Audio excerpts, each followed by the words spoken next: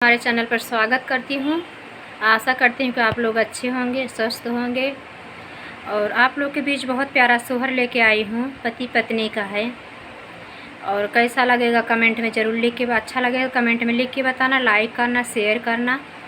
इस छोटी बहन को प्यार दुलार भरपूर भैया आपसे खूब मन लगाए कि भैया देख लेवा कर पारंपरिक और हर घर गाया जाने वाला दादी अम्मा के ज़माने का सोहर लेके आए हैं। कैसे लगे कमेंट में ज़रूर लेके बताएं। प्यार दुलार इस छोटी बहन को भरपूर दे जाइए। आप सबको सपोर्ट को बहुत ज़्यादा ज़रूरत है, जिससे सबको सपोर्ट करता है। ऐसे छोटी बहनियों को सपोर्ट कराएं। फुल वॉच में वीडियो देखत जाएँ। आप सबका धन्यवाद।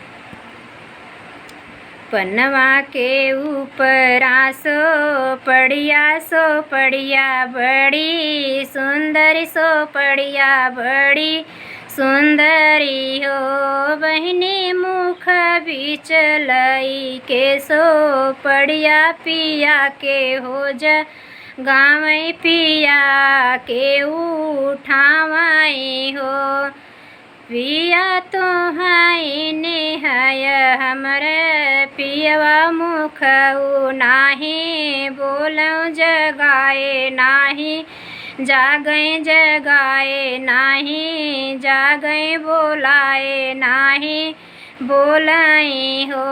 किया हम दलीदर का बिटिया दय जवा कम पाएँ दय जवा कम पाए हो। पिया किया हम सूरतिया कही न मुखे नाही बोले मुखे हो नाही बोले हो। नाही तो दलीदर का बिटिया दहेज कम पायु दहेज कम पायु हो। धन नाही तू सूरतिया कही न मुखे हूँ कैसे बोलऊँ मुखे हैं कैसे बोले हो। धन जे करे न गोदिया हो रिलवा त कवने रथ के हो कवने रथ के हो। जतियाई के रिसुवरिया देखत भील खावन देखत भील खावने हो।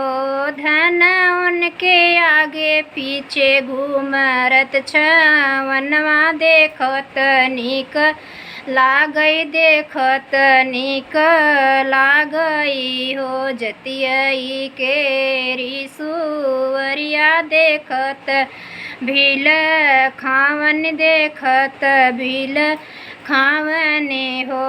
धन उनके आगे पीछे घूमरत छवनवा देखत निक लागई देखत छवि लागई हो। इतनी वचन धन सुनी सुनहि नाही पाई सुनहि नाही पाइने हो।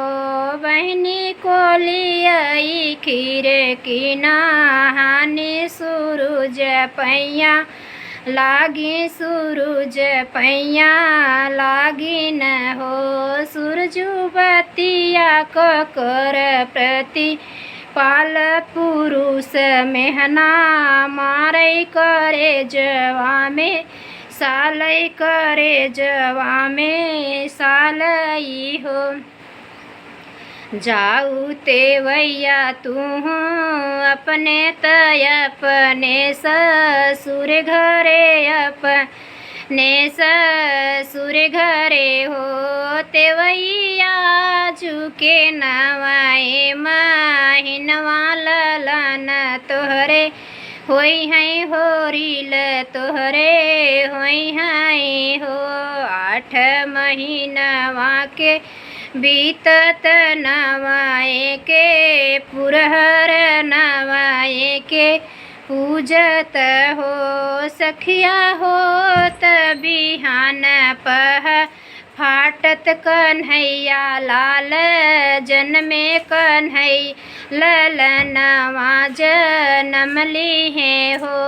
सखिया बाजै लागियन धन बधैया गवथी सखी सोहर गावथी सखी सोहर हो, सखिया बाजै लागियन धन बधैया गावथी सखी सोहर हो।